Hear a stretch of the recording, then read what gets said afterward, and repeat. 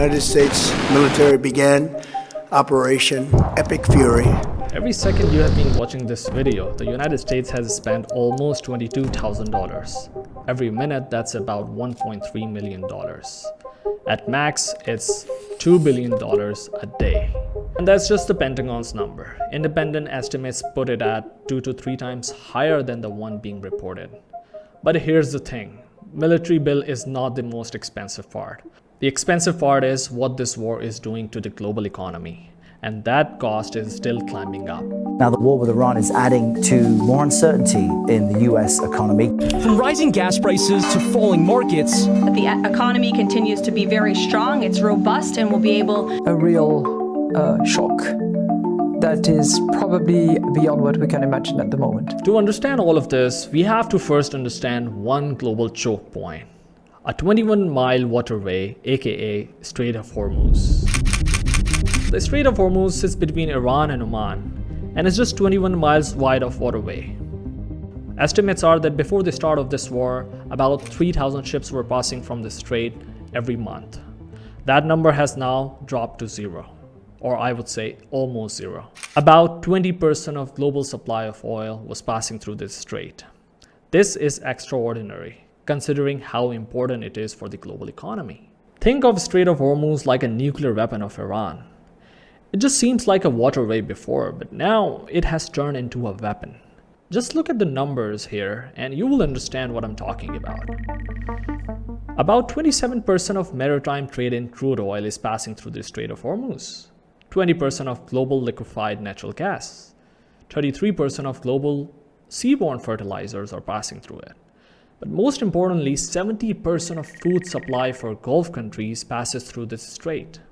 And all of a sudden it is all choked, sending shockwaves not just to Iran, but to the Gulf countries and the entire world.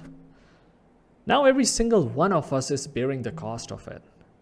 As Bobby Gosh, a former Time magazine editor, puts it, a weapon more powerful than nuclear bomb and a cheaper one to use. And let's be honest, it's not like nobody knew about the significance of this strait and the geopolitical advantage Iran has on this. In fact, Iran has been threatening to close the Strait of Hormuz since 4 decades. From 1980s to 2000 and quite recently at the start of this year. Pretty much everyone knew about the capability that Iran has over the Strait of Hormuz, and if they so wish, they can choke the Strait of Hormuz. Almost all the analysts mentioned that in the likelihood of a conflict, Iran would close the Strait of Hormuz. They assumed that Iran needed a powerful navy to close the Strait of Hormuz. And even if they managed to do it, the US military could take control of it and unblock the strait in days, if necessary. And here's the thing, it's been months now since the strait is closed. And what nobody anticipated was that Iran didn't really need a navy to block the strait. They didn't need mines or missiles. All they did was create enough risk that the insurance companies were like, nope, no crossing of this waterway. And that's how Iran is having a leverage now. Just look at what happened in the initial phases of Operation Epic Fury. We have hit hundreds of targets in Iran, including Revolutionary Guard facilities. The American and Israeli military targeting infrastructure, military bases, and assassinating leaders. All Iran did was issue a warning over the radio on the Strait of Hormuz, prohibiting all the traffic that was passing through it. This is Sepah Navy, Iran's Islamic Revolutionary Guard Corps Navy. From now on, all navigating through the Strait of Hormuz is forbidden. No ship in every type is not allowed to pass from the Strait of Hormuz till next notice. This is Sepah Navy, out. And that's it. They didn't deploy mines. They didn't shoot missiles. They didn't use their navy to block the Strait of Hormuz. All they did was threat, and the insurance market did the rest. Soon after, the effects followed and were very clear. Brent crude surged 13%, about $82 per barrel. Global markets fell, Dow dropped 400 points. European and Asian markets down by 2%. Japan stock market dropped 2%. Merck suspended all cargo bookings in the Persian Gulf. In the US, regular gas prices crossed $4 per barrel. And everyone thought that it's not going to get much worse than this. It seemed normal. But within few days, Brent crude oil crossed $120 per barrel. 70% of food supply was completely disrupted. This actually triggered a grocery supply emergency.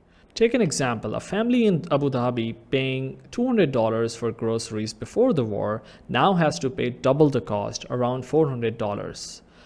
Assuming the items are even there. The biggest supermarket in the Gulf had to airlift around 80 tons of food, vegetables, and meat from India because the ships can't get through the strait.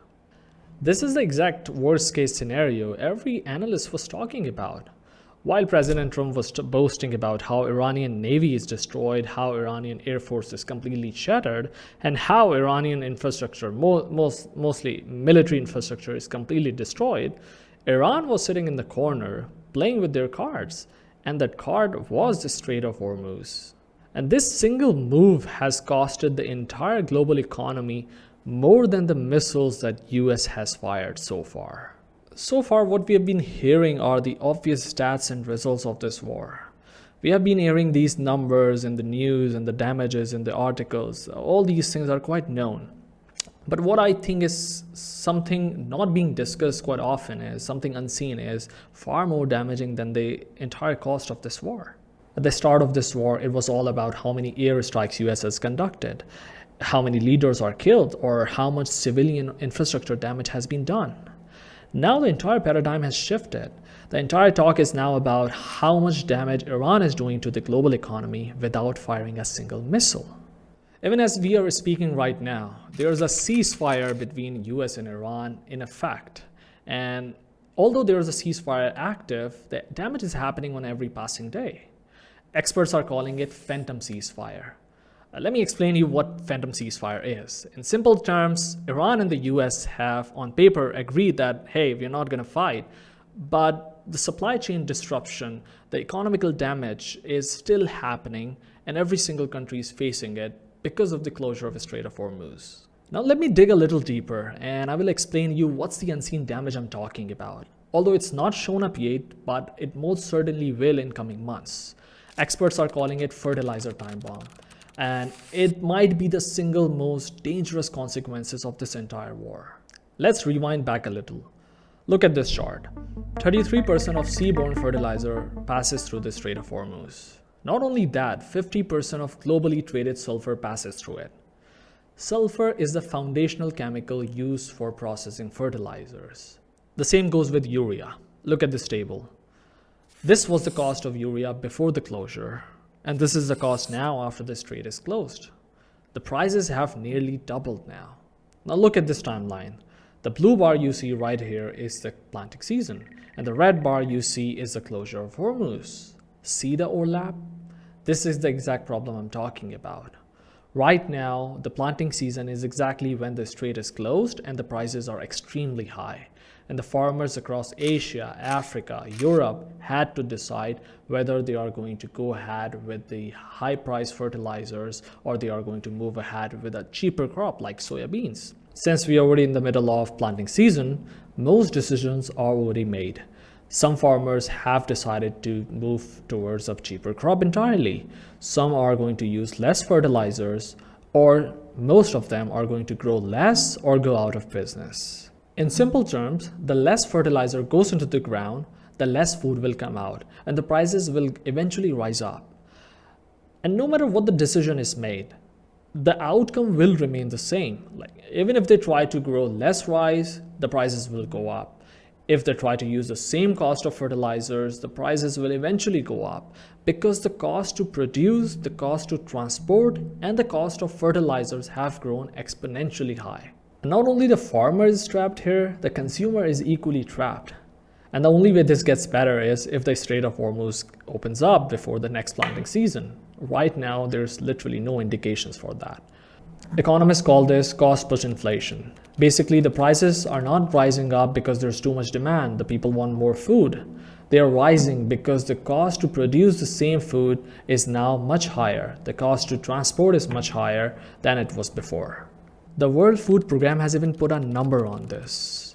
45 million additional people could face acute hunger if oil stays above $100. Just to put that in perspective, that's around the entire population of Argentina.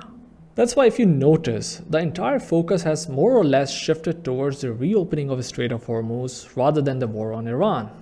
Trump has been asking his European allies, South Korea, Japan, and even China to help reopen the Strait of Hormuz. Because it's no longer about oil, it's about food. And the next harvest is already in trouble.